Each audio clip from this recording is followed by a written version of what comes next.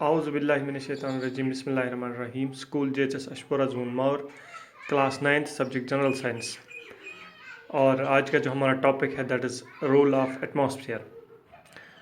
Atmosphere की functions क्या है या एटमॉस्फेयर का रोल क्या है, एटमॉस्फेयर हमारे लिए कितना ज़रूरी है। जैसे हमने पहले ही डिस्कस किया हुआ है कि एटमॉस्फेयर क्या होता है। एटमॉस्फेयर में डिफरेंट गैसेस जो होते हैं, ये इसके डिफरेंट लेयर्स होते हैं एटमॉस्फेयर के, और हमारे अर्थ को जो कवर किए हुए हैं वो इन्हीं गैसेस की एक चादर है, एक ब्लैंकेट है, जिससे कि हमारी जो ज़मीन है वो यूनिफॉर्मली वार्म रहती है।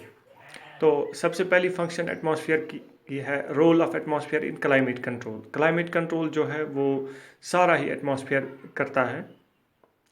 एटमॉस्फेयर जो है ये दिन को जो है ज़मीन को और रात को भी इसको गर्म रखने में मदद करता है।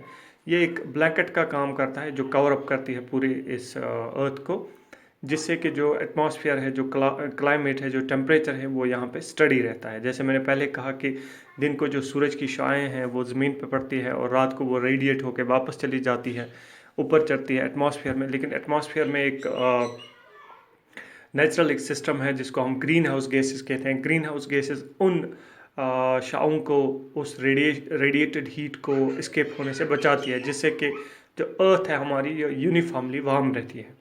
Number second is moment of air causes winds. जो एटमॉस्फेयर इसमें एयर होता है, इससे हवाएं चलती हैं। Winds, moving air is called winds.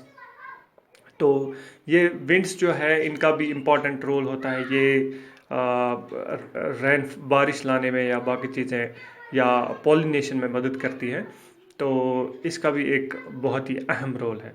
Number third is rain and rainfall patterns are decided by wind pattern. जो विंड हवाएं चलती है, जो मैंने पहले कहा हवाएं चलती हैं, इससे जो रेनफॉल पैटर्न है वो डिसाइड होती है कि किस जगह पे बारिश होगी।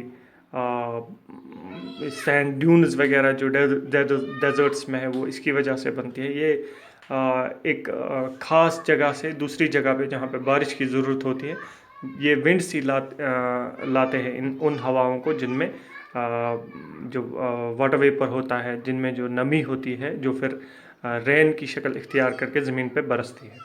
Number four is air provides oxygen for breathing. जो एयर होता है एटमॉस्फेयर में, तो ब्रीदिंग के लिए ऑक्सीजन हमारे लिए ज़रूरी है, बाकी एनिमल्स के लिए ज़रूरी है, वो इसी एटमॉस्फेयर में पाया जाता है। अगर एटमॉस्फेयर ना हो तो ऑक्सीजन भी ना होगा और हमारे लिए सांस लेना मुश्किल हो जाएगा, और यहाँ पे लाइफ पॉसिबल नहीं है without oxygen. Number five is water is essential for life. जो वाटर है वो भी इसी एटमॉस्फेयर की वजह से आता है। जो एयर होता है उसमें वाटर वेपर ऑलरेडी मौजूद होता है, यही वाटर वेपर फिर ऊपर चढ़ता है, जिसकी वजह से जो फिर ऊपर कंडेंस होता है, क्लाउड्स बनते हैं, कंडेंस होता है, फिर ज़मीन पर गिरता है बारिश की सूरत में, बारिश की शक्ल में।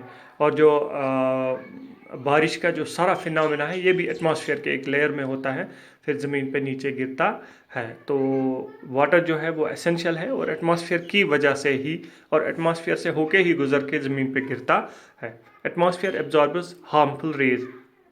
नंबर लास्ट इज एटमॉस्फेयर जो है, सूरज से कुछ हार्मफुल रेज आती है ज़मीन पे। अगर वो ज़मीन पे डायरेक्टली पड़े इंसानों पे या जानवरों पे तो काफ़ी नुकसान हो सकता है उन शाओं की वजह से, उन रेज़ की वजह से, जिनको हम यूवी रेज़ कहते हैं, अल्ट्रावायलेट रेडिएशंस।